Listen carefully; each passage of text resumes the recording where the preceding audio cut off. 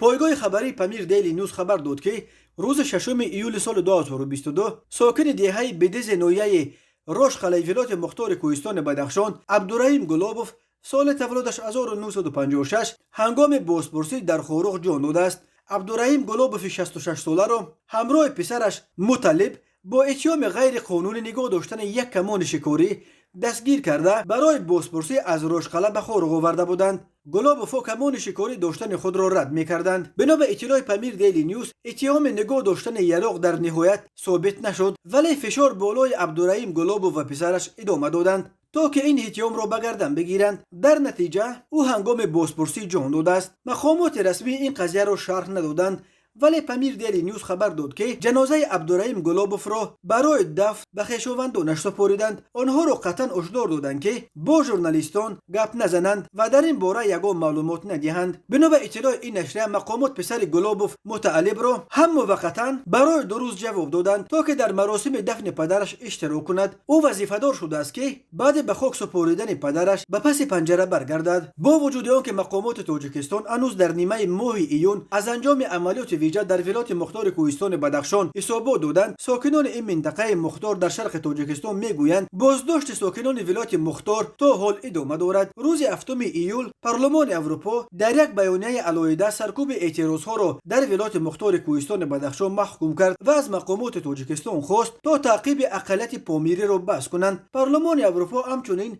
خواستار تحقیق مستقلانه حوادث ماه نوامبر سال 2021 و ماه مای سال 2022 شد. روز 18 مای سال 2022 در پی اعتراضهای گسترده در نویه روشان و مسدود شدن راه دوشنبه خوروغ قلمه، مقامات تاجیکستان در این نویه عملیات حربی را آغاز کردند. به دنبال در شهر خوروغ نیز برای بازداشت لیدرهای غیر رسمی ولایت مختار کوهستان بدخشان چندین عملیات ویژه برگزار کرده شد. به حساب مقامات در جریان حادثه های ولایت مختار کوهستان بدخشان 16 نفر کشته شده و بیش از 120 نفر بازداشت گردیده. همه 12 لیدر غیر رسمی در این ولایت یا بازداشت و یا کشته شدند و فعالیت آنها پوره قطع کرده شد. مقامات اعتراضگران و لیدرهای غیر رسمی بدخشان را با همدستی با گروه‌های افراطی و تروریستی یعنی با حزب در تاجیکستان ممنوع نهضت اسلامی عیب دور کردند، ولی ساکنان ولایت مختار کوهستان بدخشان اتهامات تندگرایی و تروریسم را رد میکنند و مقامات را عیبدار میکنند که به ضد اعتراضگران آسایشته از نیرو از جمله